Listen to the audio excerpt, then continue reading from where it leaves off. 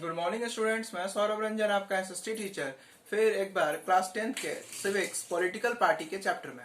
जैसा कि आप बोर्ड पे देख पा रहे हैं कि ये क्लास 10th है, सब्जेक्ट सिविक्स है, चैप्टर 6 है और पार्ट इसका 3rd है। इसके पहले हमने 2 पार्ट और डिस्कस किया है और उस डिस्कशन में हमने बहुत सारी बातें की हैं। जैसा कि आप जानते हैं कि टाइटल जो है इस चैप्टर का वो है हमारा political party. Political party chapter में जब हम चल रहे हैं तो हमने बात किया था 1 पार्टी सिस्टम, 2 पार्टी सिस्टम, फिर हमने बताया था कि ये कहाँ पे है, नहीं है, कितने जगह है। अब जो हम बात करने जा रहे हैं वो है हमारा मल्टी पार्टी सिस्टम। आज का जो वीडियो है वो कहीं ना कहीं मल्टी पार्टी सिस्टम पे है। और मल्टी पार्टी सिस्टम एक ऐसा सिस्टम है जिसमें कॉलिजन गवर्नमेंट होता है या अलायंस गवर्नमेंट होता है। तो सब इस चैप्टर को समझने के लिए, इस पॉइंट को समझने के लिए हमें कॉलिजन गवर्नमेंट या उसी को हम अलायंस गवर्नमेंट कहते हैं, इसको भी समझना होगा। बच्चों चलिए सबसे पहले समझते हैं अलायंस गवर्नमेंट। इंडिया में किसी भी पार्टी को गवर्नमेंट फॉर्म करने के लिए जो रिक्वायर्ड नंबर है वो है 272। यानी कि कोई भी पार्टी अगर 272 सीट्स लाती है एमपी के, तब जाके वो गवर्नमेंट बनाएगी। लेकिन वो गवर्नमेंट नहीं बना पाती क्योंकि उसके पास इतना नंबर नहीं है। ऐसे में कोई 2 पार्टियां जिनके एमपीज के नंबर जोड़कर 272 या उससे ज्यादा हो जाए, या 3 पार्टी या 4 party, 1 party, 2 party, 3 party, 4 party, कितने भी पार्टी आपस में मिल जाए और ये जो रिक्वायर्ड नंबर है 272, इस नंबर को क्रॉस कर ले तो उनको पार्टी बनाने का अधिकार दिया गया है। और इस सरकार को, जो ऐसी सरकार बनती है, इसको कॉलिजन गवर्नमेंट कहते हैं। बच्चे गवर्नमेंट 2 तरह का होता है, एक इंडिपेंडेंट गवर्नमेंट और एक अलायंस। इंडिपेंडेंट यानी कि एक सिंगल पार्टी जो हमारा रिक्वायर्ड नंबर है, रिक्वायर्ड विधायक या एमपीज का जो नंबर है उस नंबर को पार कर जाए तो उसे हम इंडिपेंडेंट गवर्नमेंट कहते हैं। और दूसरा कॉलिजन, जिसमें एक पार्टी ऐसा नहीं कर पाती, ऐसे में वो किसी दूसरे पार्टी का सहयोग लेती है, समर्थन लेती है और तब गवर्नमेंट चलती है। अब आप देखें दोनों का एग्जाम्पल बहुत स्पष्ट है। हम बिहार के रहने वाले हैं। बिहार में राज्य की बात करें तो यहाँ पे 121 रिक्वायर्ड नंबर है, 121 विधायक, एमएलए चाहिए। कितना एमएलए चाहिए? 121। लेकिन जो हमारे नीतीश कुमार जी, हमारे सीएम हैं, उनके पास ये नंबर नहीं है। तो उन्होंने गवर्नमेंट बनाई बीजेपी से मिलकर। उन्होंने बीजेपी को साथ में ले लिया, साथ में लोजपा है, तो तीनों पार्टियों ने मिलाकर जो है 121 का नंबर क्रॉस कर लिया। तो बिहार की जो सरकार है, गवर्नमेंट ऑफ बिहार, जिसके मुख्यमंत्री श्री नीतीश कुमार जी हैं, ये जो सरकार है, ये जो नीतीश कुमार की सरकार है, ये एक अलायंस गवर्नमेंट का एग्जाम्पल है। दूसरा, हमारे लिए जो देश का सरकार है, देश की सरकार है, जिसे हम बीजेपी की सरकार कहते हैं, जिसे हम नरेंद्र मोदी की सरकार कहते हैं, नरेंद्र मोदी का नंबर 302 है। 302 बच्चों, ये 302 272 से बहुत ज्यादा है। यानी अकेले ही बीजेपी के पास इतना नंबर है कि वो अपनी सरकार चला ले। तो जब अकेले ही कोई गवर्नमेंट सरकार चला लेती है, कोई पार्टी इतने नंबर ले आती है कि वो सरकार चला ले, उसी को इंडिपेंडेंट बोलते हैं। यानी नरेंद्र मोदी की सरकार एक इंडिपेंडेंट गवर्नमेंट की सरकार है, जबकि बिहार में नीतीश कुमार की सरकार एक अलायंस गवर्नमेंट है, अलायंस गठबंधन की सरकार है। ये अलायंस को हिंदी में गठबंधन बोलते हैं। आपने सुना होगा कई बार महागठबंधन। तो ये जो गठबंधन है उसी को अलायंस कहते हैं। हालांकि ये अलायंस अच्छी चीज नहीं है, इसके कई गलत रिजल्ट्स देखने को मिलते हैं, लेकिन फिर भी चुनाव बहुत खर्चीला है, चुनाव में बहुत ज्यादा टाइम लगता है, जनता को बहुत ज्यादा परेशानी होती है। इसीलिए इलेक्शन कमीशन ऑफ इंडिया ने ये रूल दिया है कि 2 या 2 से अधिक पार्टियां मिलकर भी गवर्नमेंट बना सकती हैं। अब हम आते हैं हमारे मल्टी पार्टी सिस्टम को। देखिए, इससे पहले जो 1 पार्टी सिस्टम पढ़ा, 2 पार्टी सिस्टम पढ़ा, उसमें कहीं भी ये अलायंस गवर्नमेंट का कॉन्सेप्ट नहीं है। लेकिन ये जो मल्टी पार्टी सिस्टम है, इसमें जो है बहुत सारी पार्टियों को चुनाव लड़ने का अधिकार होता है। और बहुत सारी पार्टियां जो है जब चुनाव लड़ती हैं तो चुनाव में कई पार्टियां जीतती हैं, कई हारती हैं। इससे क्या है कि हमारे जनता को, जो हमारा इलेक्शन में जो चुनाव करने वाली जनता है, कॉमन पीपुल्स हैं, उनको अल्टरनेटिव मिलते हैं, चुनने के लिए अलग अलग लोग मिलते हैं और जनता अपने लिए अच्छा चुन पाती है।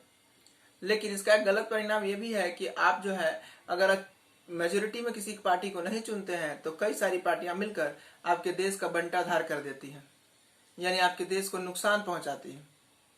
अब जरा मल्टी पार्टी सिस्टम की बात करें तो इसका पहला पॉइंट है कि when many parties contest election with equal chance of power, कि भाई जब बहुत सारी पार्टियां इलेक्शंस लड़ती हैं और सबको समान अधिकार होता है, उसी को हम बोलते हैं multi party system. Next, many country like India, हमारा इंडिया भी मल्टी पार्टी सिस्टम का एग्जाम्पल है, लेकिन इंडिया के बाद भी स्वीडन, नॉर्वे, डेनमार्क, फ्रांस, ऐसे बहुत सारे कंट्री हैं जहां मल्टी पार्टी सिस्टम रन करता है। अभी जो मैंने पीडीएफ भेजा उसमें ये सब मेंशन है, आप देखेंगे तो आपको अच्छा लगेगा। अब जो है ये जो हमारा मल्टी पार्टी सिस्टम है, इस पार्टी सिस्टम का एक बहुत बड़ा बेनिफिट ये है कि कोई भी जिसको भी लगता है कि किसी पार्टी की पॉलिसी गलत है तो वो उसके खिलाफ चुनाव लड़ सकता है। आपको जान के आश्चर्य होगा कि नरेंद्र मोदी जो हमारे देश के प्रधानमंत्री हैं, नरेंद्र मोदी साहब जो हमारे देश के प्रधानमंत्री हैं, जब वो दोबारा चुनाव लड़ रहे थे तो उनके अपोजिट में 102 पर्सन्स लड़ रहे थे। उनके अपोजिट में 102 लोग चुनाव लड़ रहे थे। यानी कि आप जो है डेमोक्रेसी में किसी को रोक नहीं सकते और सबको अधिकार है कि आप किसी के सामने खड़े हो सकते हैं। हालांकि नरेंद्र मोदी साहब हमारे देश के अच्छे प्रधानमंत्री हैं, उन्होंने देश को बहुत अच्छे से हैंडल भी किया है। अब कोई भी सरकार कितनी भी अच्छी होती है तो उसमें कुछ तो कमियां होती ही हैं, लेकिन इसके बावजूद भी अभी भी आधा भारतवर्ष या आधा से ज्यादा भारतवर्ष उनके समर्थन में खड़ा होता है, तो आधा भारतवर्ष उनके विरोध में भी खड़ा होता है। और ये विरोध करने का अधिकार यही डेमोक्रेसी है। अब जो भी विरोधी उनको लगता है कि मैं नरेंद्र मोदी से बढ़िया हूं या मैं उनसे अच्छा कर सकता हूं, तो वो उनके खिलाफ चुनाव लड़ सकते हैं। और वो क्यों लड़ सकते हैं? क्योंकि इंडिया में मल्टी पार्टी सिस्टम है बच्चों, और ये मल्टी पार्टी सिस्टम ही अधिकार देता है कि आप चुनाव लड़ सकते हैं। आज इंडिया में दो बड़ी पार्टियां काम करती हैं, बीजेपी, दूसरा है नेशनल कांग्रेस। लेकिन नेशनल कांग्रेस और बीजेपी के बाद भी बहुत सारी स्टेट लेवल पार्टियां हैं जो अपने अपने स्टेट्स में बहुत अच्छा काम करती हैं। हम बिहार की बात करें तो लालू प्रसाद यादव की पार्टी आरजेडी भी बहुत अच्छी पार्टी है। हम एलजेपी की बात करते हैं, लोक जनशक्ति पार्टी, वो भी बहुत अच्छी पार्टी है। हम अगर यहाँ पे आरएलएसपी की बात करें, वो भी बहुत अच्छी पार्टी है। यानी कहने का मतलब, ये तो मैं सिर्फ बिहार से बोल रहा हूँ बच्चों, हर राज्य में अलग अलग पार्टियां होती हैं जो चुनाव लड़ती हैं। इससे जनता को चुनने में, अच्छा चुनने में, सही चुनने में मदद मिलती है। और डेमोक्रेसी में हर किसी के भावना को सम्मान करना चाहिए, तो सबसे ज्यादा जो चुन के आता है उसको अधिकार मिलता है देश की सरकार बनाने का। जो चुन कर नहीं आता, जो चुनाव में पीछे रह जाता है, वो ऑपोजिशन में जाता है। अब सवाल है कि सर ऑपोजिशन में कौन जाता है? चुनाव में तो बहुत सारे लोग खड़े होते हैं। मान लिया कि 20 लोग खड़े हैं, 20 में एक आदमी चुन के सरकार बनाएगा। एक आदमी सरकार बनाएगा तो बाकी के 19 क्या करेंगे सर? सारे के सारे ऑपोजिशन में जाएंगे? नहीं बच्चों, जो हार गए, जो चुनाव सरकार में नहीं है, वो ऑपोजिशन में होंगे, लेकिन leader of opposition, leader of all opposition का तमगा या उसकी पदवी सिर्फ उसको मिलेगी जिसके पास हारे हुए लोगों में सबसे ज्यादा नंबर है। हारे हुए लोगों में सबसे ज्यादा नंबर जिस पार्टी के पास होगा, उसी पार्टी को लीडर ऑफ ऑपोजिशन चुनने का या बनाने का अधिकार मिलेगा। आगे जब हम इसको समझेंगे, इस चैप्टर में जब हम आगे चलेंगे, तो हम फिर बात करेंगे कोलिजन गवर्नमेंट। जैसा कि मैंने शुरुआत में आपको बताया कि कोलिजन गवर्नमेंट एक तरीका है कि चुनाव बहुत महंगा होता है, चुनाव में बहुत खर्च होता है, जनता परेशान होती है, नेशनल रिसोर्स या कह सकते हैं गवर्नमेंटल रिसोर्स का नुकसान होता है। तो गवर्नमेंट ने हमें एक अधिकार दिया है, एक तरीका दिया है कि आप जो है सरकार किसी भी तरीके से बना सकते हैं, और तब हम ये बनाते हैं। लेकिन जो कोलिजन गवर्नमेंट है, इसको जो है, इसकी स्टेबिलिटी बहुत खतरनाक है। हमेशा ये डर बना रहता है कि किसी न किसी मुद्दे पे सरकार गिर सकती है। हमेशा ये डर बना रहता है कि सरकार पता नहीं कब गिर जाएगी, या सरकार में कौन से ऐसे डिसीजन हो जिनको लेना चाहिए, कौन से ऐसे डिसीजन है जिनको छोड़ देना चाहिए। इसलिए कोलिजन गवर्नमेंट को कहीं से भी अच्छा नहीं कहा जाता। कई लोगों ने इसको 3 पैर की कुर्सी कहा है।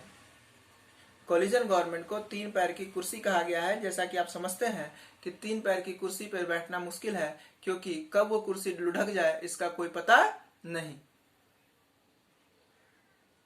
हमारे देश में श्री अटल बिहारी वाजपेयी जी की सरकार 2 बार गिरी। अभी आपको मैंने पीछे के वीडियोस में आपको बताया है कि हमारे यहाँ जो है सरकारें बनती हैं, सरकारें 5 साल के लिए होती हैं, जो नॉर्मल, जिसको हम जनरल इलेक्शन कहते हैं। तो जनरल इलेक्शन होता है तो ठीक है, नहीं तो बीच में ही हमारे यहाँ जो है चुनाव हो जाते हैं, मिड टर्म इलेक्शंस। तो ये क्यों हो जाता है, क्या हो जाता है, आप समझते हैं। तो इसलिए अलायंस गवर्नमेंट को बहुत अच्छी सरकार नहीं कहा गया है, लेकिन सरकार मतलब गवर्नमेंट ऑफ इंडिया या इलेक्शन कमीशन ऑफ इंडिया लोगों को मुश्किल से बचाने के लिए या परेशानी से बचाने के लिए या उनके पैसे का सही इस्तेमाल करने के लिए इस चीज को अलाउड करती है। अब आप जो है अपने पीडीएफ को देखिए, पीडीएफ की डिमांड कीजिए, पीडीएफ जो भी मैं यहाँ से सेंड कर रहा हूँ उसको देखिए, अपने नोट्स बनाइए, नोट्स बड़े बनाए, नोट्स अच्छे बनाए और अपने घर के पेरेंट्स का सहयोग ले। आपके पेरेंट्स जो है आपको बहुत हद तक सपोर्ट करेंगे, खासकर आपके घर के जो पढ़े लिखे भैया हैं, दीदी हैं, उनका सपोर्ट जरूर से जरूर ले और अच्छा पढ़े। थैंक यू बच्चों।